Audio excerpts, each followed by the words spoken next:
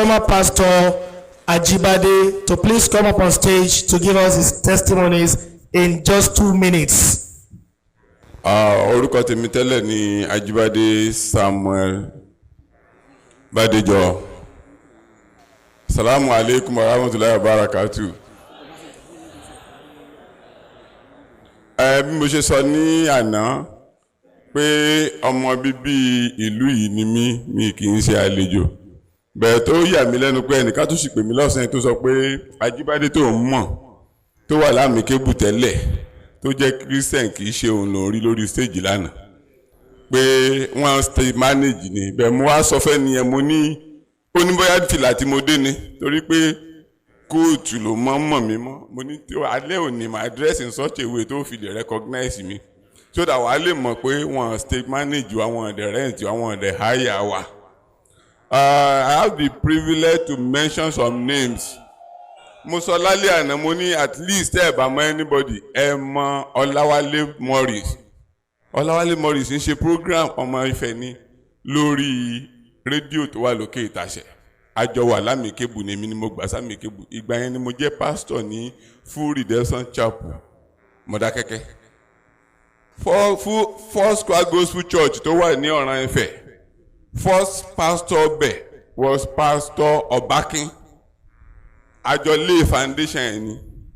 Mr. Tọ́pẹ́ Ọlágbájú, former principal Ife City College. Ó mọ̀ mí dáadáa, àjọ wà ní Full Gospel Businessmen Fellowship ni.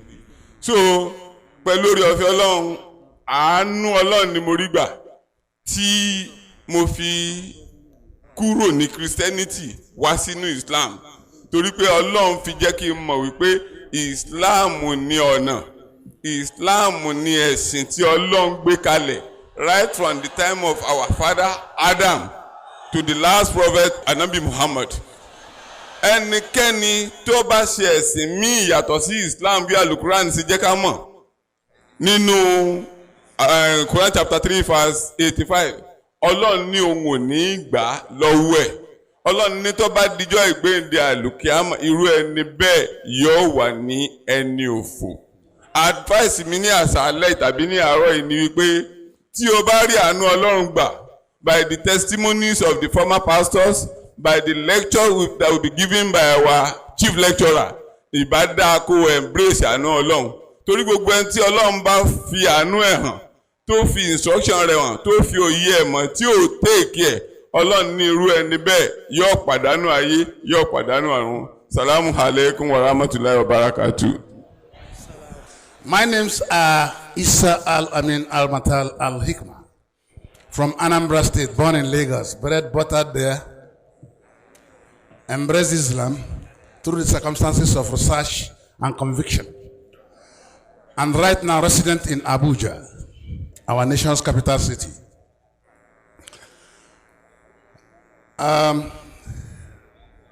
Let me sing one song. When peace like a river attended my soul, when sorrows like peace billows roll, he has taught me to say, he has known me to know it is well. It is well with my soul. If you like, you can join me. It is well. It is well with your soul. With your soul. It is well. It is well with a soul. I say it is well. It is well with our soul. Peace, perfect peace, in this darkness of earth. The peace of God passes all troubles. Peace, perfect peace, that shocks the world of sin. The peace of God passes all troubles. Atagbe, I decided to mention the word peace. I decided to emphasize and enhance the word peace because that is what the religion of Islam is all about. I told you yesterday the essence, the core, the crude, the rudiment, the fundamental, the basic doctrine of Islam, authenticated, recommended, prescribed by God, is nothing but peace. Peace with your mind, peace in your mind, peace in your heart, peace in your soul, peace in your business, peace in whatever you do. That is the essence. That is the reason why God applied, recommended Islam. And it's an Arabic word called peace. Simple. Okay? If whatever you are doing, you don't have peace, you can't succeed well. If you think you are succeeding, you will soon crumble. So wherever you are, ensure that peace reigns. That is simply what God prescribed. That's why it's called Islam. They are using it in the Arabic rendition. And I told you yesterday, in the Greek rendition, I didn't tell you, in the Greek rendition, it is Iofarona, Alpha, Ropha, Epsilon, Nu, Epsilon. That is Irene or Irene, which simply means peace in Greek.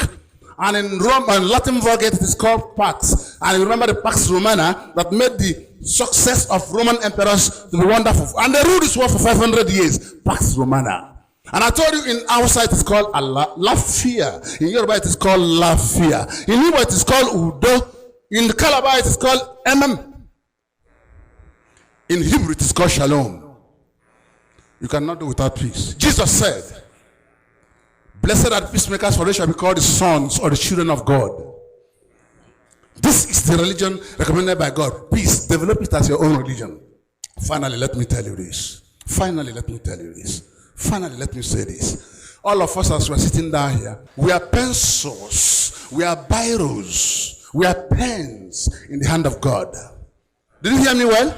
I said, God made it to be a pencil. God made it to be a pen. God made it to be a biro. In his own hand, he created the world in 6 days, according to the Bible. He created the world in 6 days, according to the Quran. And it's no one thing, he didn't stop there. He said, let me make man in my own image. Though we never see God before, I don't know the image they see. Now let me just tell you that God intended, God expected, God desired, God willed that you sitting down listening to me, you standing up and listening to me. You are made to be an extension of the works of creation. You are made to be a Bible in the hand of God. You are made to be a person in the hand of God. What are you doing with the gift he has given to you? What are you doing as you're sitting and standing there? The nation is in trouble. The nation is in confusion. Bring it out. Bring it out and solve the problem of this country. I am telling these people, bring out what God has given to you. Bring it out and let God solve the problem of our land. And I want to tell you, peace will reign in this country. Peace will reign in this country. Peace will reign in this country. Because he has made us to be problem solvers. If you don't solve problem, you are a problem. What did I say? If you don't solve problem, you are a problem. You are meant to be a problem solver. Ensure that wherever you are solving problem. Atakbir. Adá ọpẹ́ ńlá fún Ọlọ́run àlá. Ọlọ́run tó kà wá kún ẹrú rẹ̀ tó mọ̀nà. Ọlọ́run tó pè wá sí ojú ọ̀nà Islam. Àánú Ọlọ́run ni kì í ṣe wípé bóyá èèyàn mọ̀ ọ́ ṣe. Àdúrà wa kọ́ ló tó bẹ́ẹ̀. Ṣùgbọ́n orí ọ̀fẹ́ Ọlọ́run la rí gbà. Èmi yìí ni tẹ́lẹ̀tẹ́lẹ̀ orúkọ mi ni Mary Bọ́láńlé Ọ̀párántì wòlíì ní Kérúbù and Seraphim Movement Church worldwide. Mo sì jẹ́ olùdásílẹ̀ ìjọ ní ìlú Owódé ní Ẹ̀dínwódé Ẹdẹ ní sáìdì Ẹdẹ. Ṣùgbọ́n ṣàdédé náà lọ́lọ́run sọ fún mi wípé kì í ṣe ojú ọ̀nà ni mo wà. Mo wà nínú àlá yẹn gùn gan. Kò sáyè fún mi láti mọ̀ sọ gbogbo rẹ̀. Ṣùgbọ́n nínú àlá tí mo wà yẹn, ẹnìyẹn sọ fún mi wípé kì í ṣe ojú ọ̀nà ni mo wà. Mi ò mọ Alhaji Adépọ̀jù Yusufu rí nígbà náà. Mi ò rí wọn rí, ẹnìkan kò sì wá wàásù fún mi nínú ilé. Ṣùgbọ́n kó tó dìgbà yẹn, mo ti bá wọn pàdé lójú àlá rí. Èmi ò rí wọn rí ṣùgbọ́n mo bá wọn pàdé lójú àlá rí. Nígbà tí mo wá ń rí di òtítọ́ bọ̀, mo wá ṣẹ̀ṣẹ̀ wá wádìí wípé mo fẹ́ mọ ẹni tí ń pè l'Alhaji Adépọ̀jù yìí gangan. Ẹni tí mo rí lójú àlá mo fẹ́ rí lójú ayé. Kó tó di pé mo wá pàdé wọn kí tútù wá gbà wọn késẹ́ẹ̀tì wọn kí n tó lọ wò ó. Ìsìláàmù nìkan ni ọ̀nà. In tó bá mo tẹ́ bá fi odidi chọ́ọ̀chì sílẹ̀ sọ́sọ́ yìí pé òun fẹ́ mọ̀ sí Ìsìláàmù. Ó ní nǹkan tí ènìyàn rí ní. wọ́n ní kò sí bá ṣe lè wò ká pẹ́ láyé tó à ń pẹ́ lọ́run jù bẹ́ẹ̀ lọ. Bíbélì gan tó wá sọ fún wa wípé kí láǹfààní ènìyàn tó jèrè gbogbo ayé tó sọ ẹ̀mí rẹ̀ nù. Ó ní kí ni yóò fi ṣe pàṣípààrọ̀ rẹ̀. Nígbà tẹ́nìyàn bá sọ wípé títorí owó títorí gbogbo ìlànà kìrìsìtẹ́nì mo fi gbogbo ẹnu sọ wòlíì là wá. Gbogbo ọ̀nà àti pásítọ̀ ni àti gbogbo ẹni kò sí ìtawọ̀ òrídìí nínú rẹ̀. Kò sí ìkàtà fẹ́ fi ṣe bójúbójú fún wa. Mo ṣe gospel mo ṣe gbogbo ẹ̀ mo rídìí. Kò sí bójúbójú nínú rẹ̀. Ìwà jìbìtì olè 419 ní gbogbo rẹ̀ láti fi. Màmá ẹ̀ ṣàlàyé ẹ bóyá ká ẹ fèdè fọ̀ láàrin ìṣẹ́jú kankan lè mọ̀. Láàrin kàràfà ríbi rájà ráhùwà sàdédé káwárì. Àtàwọn olùbìrà Fàlíkàbà mọ́sẹ̀ ìlíyàrá mọ́ta níbi Nàìjíríà. Àdàlẹ́ kà mọ́sẹ̀ límọ́. Kabirullah. Allahu Akbar. Auzubillahi minash shaitani rajim, bismillahir rahmanir rahim. Adúpẹ́ lọ́dọ̀ Ọlọ́run. Orúkọ tèmi ni Ustaz Abdulaziz, popularly known as former Pastor Monday, tí ò lè padà di Pastor Mátálíkì Àmọ́lọ́hún ó fi dé. Ní Nàìjíríà lénìí tí wọ́n bá béèrè lọ́wọ́ àwọn ọmọléèwé wípé ẹ̀sìn mélòó ló wà láyé, wọ́n ní ẹ̀sìn mẹ́ta. Wọ́n ní kí ni? Wọ́n ní traditional religion, Islamic religion and Christianity religion. Àwa rí wípé àwọn ẹ̀sìn méjì tí wọ́n kà yàtọ̀ sí Islamic religion kò lẹ́sẹ̀ ńlẹ̀. Ẹ̀sìn Islam gẹ́gẹ́ bí Al-Qur'ani ṣe gbé e kalẹ̀, bákan náà gẹ́gẹ́ bí Bíbélì tí wọ́n ń kà bó ṣe gbé e kalẹ̀, bákan náà gẹ́gẹ́ bí àwọn onífá gẹ́gẹ́ bí wọ́n ṣe gbé ìwé wọn kalẹ̀. Wọ́n pèwé kan nínú ìwé Ifá odù 16 t'Ọ̀rúnmìlà. Àwọn onífá pé mo ṣe máa ṣàlàyé, ìwé kankan ò sọ̀kalẹ̀ fáwọn onífá, ọgbọ́n orí ni wọ́n fi gbé ìwé wọn kalẹ̀. Ṣùgbọ́n wọ́n ṣàkíyèsí wípé àti Bíbélì o àti Al-Qur'an àti ìwé Ifá, Ìsìláàmù ló fi ẹsẹ̀ múlẹ̀ dáadáa wípé Ìsìláàmù yìí lọ́lọ́run ó tẹ́wọ́gbà tó bá dọjọ́ gbéra kíyámà. Màá wá mú ẹsẹ̀ méjì wá àti kò ti Bíbélì wọ̀, ṣùgbọ́n màá wá mú ẹsẹ̀ méjì wá nínú ìwé Ifá kó ba lè yé èmi àti ẹ àti gbogbo ẹni tí ó ń ṣàwo wípé kò sí ọ̀nà ń bẹ̀. Ojú ọ̀nà kan ṣoṣo tá a fi rí ìyọ́nú Ọlọ́run òun náà ní Islam. Nínú ìwé Ifá wọ́n pè kíní kan ní èjì ogbè, Pèsù chapter 19 àbí ẹ bá mi kà, ẹ máa gbọ́ o, kí ló wí? Àjàlọ́run sì wí fún Ọ̀rúnmìlà, Àjàlọ́run sì fi Ọ̀rúnmìlà ṣe ọba wọn. Nínú ìwé Ifá wọ́n pè kíní kan ní Àjàlọ́run. Kí ni ìtumọ̀ Àjàlọ́run yẹn? Nípa ọba tó ní ayé àti ọ̀run. Wọ́n ní ó fi Ọ̀rúnmìlà ṣe ọba wọn. Ẹ máa tẹ̀síwájú torí àsìkò. Nítorí wípé òun ni òtítọ́. Òun ni òtítọ́ ilé ayé. Wọ́n fi pè ní òtítọ́ ilé ayé. Ẹ máa tẹ̀síwájú, ẹ máa tẹ̀síwájú. Ọ̀rúnmìlà wá ṣe ìbéèrè lọ́wọ́ Ọ̀rúnmìlà wá ṣe ìbéèrè lọ́wọ́ Àjàlọ́run wípé ọba mi aláyọ̀, ọba tó ní ayé àti ọ̀run, mo fi ìtẹríba béèrè lọ́wọ́ rẹ̀. mo fi ìtẹríba béèrè lọ́wọ́ ìwọ Ọlọ́run. Kí ni iṣẹ́ tí wọ́n yàn fún mi láti ṣe? Ilé ayé tí mò ń lọ yìí, iṣẹ́ wo lo yàn fún mi láti máa ṣe ilé ayé? Àti kémi kí ó máa lè mójútó. Àti pé kí n bá lè mójútó. Àjàlọ́run sì pín iṣẹ́ ribiribi fún Àjàlọ́run wá pín iṣẹ́ náà fún Ọ̀rúnmìlà. Iṣẹ́ náà sì jẹ́ 5. Iṣẹ́ tí Ọlọ́run ọba fún Ọ̀rúnmìlà lọ́jọ́ náà ó jẹ́ 5. Kí àkọ́kọ́? Èkíní ni ọgbọ́n. Èkíní òun ni ọgbọ́n, ọlọ́gbọ́n ènìyàn ní mọ Ọlọ́run lẹ́yọ̀ kan. Kí lè kejì? Èkejì ní ìmọ̀. Ìkejì ní ìmọ̀. Ìmọ̀ la fi ṣẹ̀dá àrùn kíkí ẹni tí ò bá nímọ̀ ò lè kírun. Kí ni kẹta? Ìkẹta ní òye. Ìkẹta ní òye, àwọn olóye ní pè sàkáàtù. Kí ni kẹrin? Ìkẹrin ní làákàyè. Ìkẹrin ní làákàyè, ẹni tí ò ní làákàyè ò lè gbà àwẹ̀. Kí ni karùn-ún? Ìkarùn-ún ní àwíṣẹ. Ìkarùn-ún ní àwíṣẹ tamọ̀ ayé aṣẹ́ tamọ̀ sí Kàábà. Òpó 5 nìyẹn. Nǹkan tó lòun wá ṣe dá wa sílé ayé kì í ṣe pé ká lọ máa pàtẹ́wọ́, kì í ṣe pé ká lọ máa fi orí balẹ̀ fún èrè kan, bí kò ṣe pé ká fi gbogbo oríkèéríkèé ara wa ká fi jọ́sìn fún Ọlọ́run. Nínú ìwé Ifá yìí kan náà, òtúrẹ́ méjì. Nígbà tí wọ́n sì ṣiṣẹ́ tán. Nígbà tí wọ́n ṣiṣẹ́ tán. Ara wọn ti dọ̀tí fún wàhálà. Ara wọn ti dọ̀tí fún wàhálà. Olúkúlùkù wọn wẹ ọwọ́ ọ̀tún. Olúkúlùkù wọn wẹ ọwọ́ ọ̀tún. Àti ọwọ́ òsì. Àti ọwọ́ òsì. Àti ẹsẹ̀ ọ̀tún. Àti ẹsẹ̀ ọ̀tún. Àti ẹsẹ̀ òsì. Àti ẹsẹ̀ òsì. Wọ́n wẹ orí wọn. Wọ́n wẹ orí wọn. Wọ́n fọ irùngbọ̀n wọn. Wọ́n fọ irùngbọ̀n wọn dáadáa. Nígbà mẹ́ta. Nígbà mẹ́ta. wọ́n fọwọ́ ronú imú wọ́n wá wọn fọwọ́ romú wọn àti etí wọn. àti etí wọn. wọ́n fi omi yọ ẹnu. wọ́n fi omi yọ ẹnu wọ́n wọn. fọ apá wọn. wọ́n wá fọ apá wọn. wọ́n sì pa apá wọn mọ́ ìsàlẹ̀. wọ́n wá gbé apá wọn papọ̀ mọ́ ìsàlẹ̀ láláì kò gbé ọwọ́ sókè. láláì kò gbé ọwọ́ sókè lára. yes. a lè wí sí dúró lórí ebè. a lè wí wá dúró sórí ebè a lè wí tó dúró sórí ebè ní ìmọ̀ọ́mù orí ebè tó dúró sí òní mú bàrí kí ló wá wí ó yá ọ̀mùtí ọ̀mùtí sì gbá lẹ́nu ẹ̀. ọ̀mùtí sì gbá lẹ́nu a lè wí ọ̀mùtí tó gbá lẹ́nu a lè wí ni làdáni kí ló wá sọ. ó sì wí pé aláwù lámì ó sì sọ wípé aláwù lámì lámì. gbogbo ọkùnrin sì wí pé gbogbo ọkùnrin wá wí pé aláwù aláwù lámì lámì. lámì kí ló wá ṣẹlẹ̀. wọ́n sì bo wọ́n ó sì bá pa ọwọ́ ọwọ́ wọn lé àti orúkọ. orúkọ wọn rinlẹ̀. yes. wọ́n fi orí wọn kọlẹ̀. wọ́n sì forí kọlẹ̀. wọ́n fi orí wọn kọlẹ̀. ní ìgbà méjì. ní ìgbà méjì. wọ́n tún dìde. wọ́n tún dìde. wọ́n tún ṣe bẹ́ẹ̀. wọ́n tún ṣe bẹ́ẹ̀.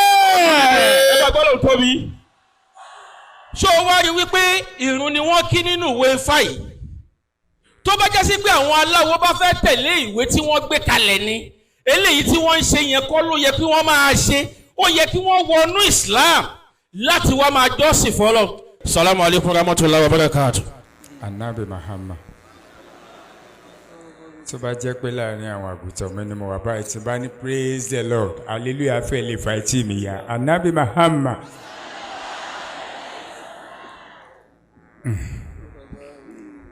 ẹ̀rí tí mo gbé báàgì wá ẹ̀rí ní bẹ́ẹ̀nbẹ́ bámú ẹ̀rí láti lè fi convince èèyàn pé èmi olùṣọ́ àgùntàn Evangelist Michael Adémọ́lá Ọmọjọ tí mo jẹ́ olùdásílẹ̀ chọ́ọ̀chì kan tá à ń pè ní Church of Christ Evangelical Worldwide ìtorí tí Church of Christ yẹn fi wà ń bẹ̀ ni pé láti ara Celestial láti jáde wá lẹ́yìn ìgbà tó sọ̀fà kú ní 1986 ni mo wá fi ń lo Church of Christ yẹn àmọ́ mo wá fi Evangelical Worldwide sí tọ̀dọ̀ mi reason tí mo fi gba ẹ̀sìn Islam òun ló kún inú ibi ìbámu ẹ ṣe sùúrù jàmá ǹjẹ́ tí èèyàn bá ń ka àlèkùránì ṣé ibi dáadáa ló máa jáàyàn sí ni àbí báwo ẹ kọ́kọ́ dá mi lóhùn náà èmi wá tún fi ẹ̀rí mú báyìí pé ṣé mọ̀ pé nínú Psalm 1 verse 1 ẹ kọ́kọ́ já wa sí díẹ̀ ẹ má wọnú púpọ̀ bíbélì fún wa ní recommendation kan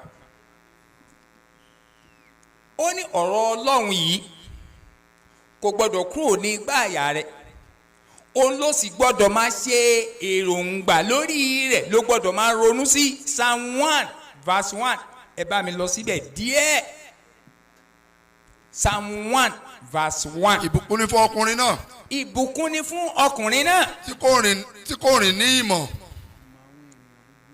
rìn ní ìmọ̀ àwọn èèyàn búburú. pápá pàṣẹ mọ̀ kókò sáàyè. tí kò dúró ní ọ̀nà wọn. tí ò dúró ní ọ̀nà wọn. àwọn ẹlẹ́ṣẹ̀. tí ò dúró sáàrin àwọn ẹlẹ́ṣẹ̀. àti tí kò jókòó ní ibùjókòó àwọn ẹlẹ́gàn. àwọn pẹ̀gàn ẹ máa kà lọ. ṣùgbọ́n dídùn inú rẹ̀ wà. dídùn inú rẹ̀ wà nínú òfin Olúwa. òfin Olúwa. àti nínú òfin rẹ̀. nínú òfin Olúwa yìí ẹ máa kà lọ. nínú òfin rẹ̀ yìí ló máa ṣe. ṣe àṣàrò ní ọ̀sán lórí àti rẹ̀. òru. kí ló burú ẹ̀yin ọmọ ìyá mi kéèyàn ka bíbélì kó ṣàṣàrò lórí rẹ̀ kí bíbélì wá interpret ọ̀rọ̀ yẹn the mind of God fún kí ló burú ń bẹ̀ jàmá. arákùnrin yìí ilé ìjọsìn tí kọ́kọ́ ń lọ tẹ́lẹ̀tẹ́lẹ̀ Catholic ni ó wá kúrò ńbẹ̀ ó di 7-day Adventist ìyẹn ò tún tó ó wá ní ẹjẹ ń kúrò ní 7 èmi náà fẹ́ dá tèmi sílẹ̀ wá ń porúkọ ìjọ rẹ̀ ní sábàtì ó wá ka Bible Solomon 4:5 ló lóun ń kà ó èmi kọ́ ni mò ń interpret ẹ̀ ó lóun ń kà á bó ṣe kà á tán báyìí bí ó ṣe bẹ̀rẹ̀ sí ní fall into trance nìyẹn ẹ̀mí mímọ́ bá gbé e wọ̀ ẹ̀mí mímọ́ wá ń sọ fún un pé ṣọ́ra àbúrò rẹ yẹn tó fáìn ó ní mo yàn fún ọ gẹ́gẹ́ bí ìyàwó. Kí ló dé ẹ fi ní à? Tí n bá mẹ́rin rẹ̀ jáde ńkọ́? Sórí àbúrò rẹ̀ yẹn tó fáyìn òun ni kò fi jẹ́ ìyàwó.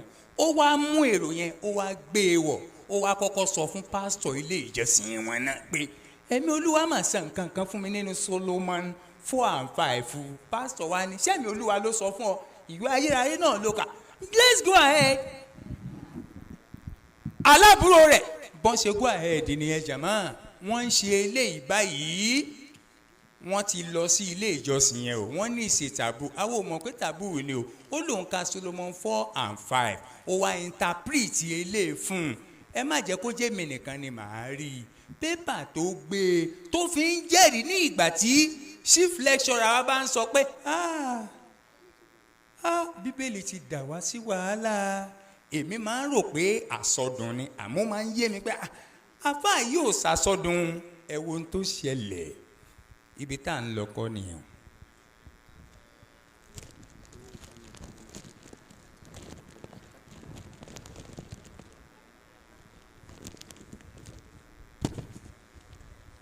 Ṣebí gbogbo yín lẹ mọ̀ pépà yìí. Saturday Telegraph ní sátidé tó kọjá. Ọ̀rọ̀ tá a fẹ́ sọ lé lérí nìyí o. Àbúrò rẹ̀ ló fẹ́ tó sọ di ìyàwó. Ẹ mọ̀ táwọn ọ̀dọ́ ibi tọ́rọ̀ yẹn ti bẹ̀rẹ̀ gan ni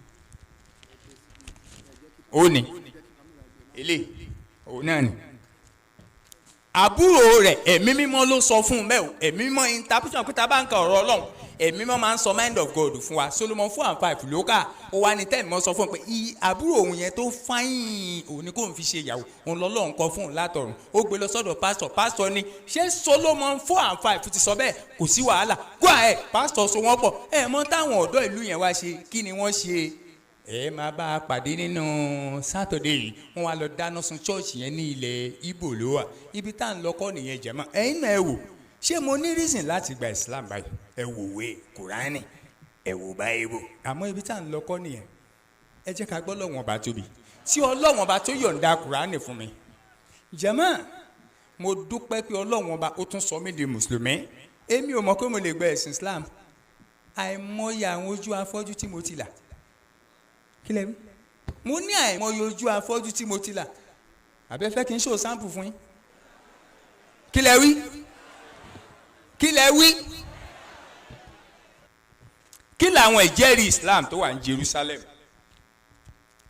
Ẹ rí i pé a kà nínú Báíbù. Bá a ṣe kà nínú Báíbù wípé Mountain Sinai ibẹ̀ ni Olúwa ti gbé òfin lé Mósè lọ́wọ́. Ẹ wá rìnrìn àjò lọ sí Sinai báyìí. Bóyá ẹ máa bá orò chọ́ọ̀chì kan ń bẹ̀. Mọ́ṣáláṣí Sinai Central Mosque lẹ máa bá pàdé ń bẹ̀ jẹ̀mọ́. Ẹ jẹ́ ká tún lọ sí àyè yìí. Ẹ̀rí Islam ní Jerusalem.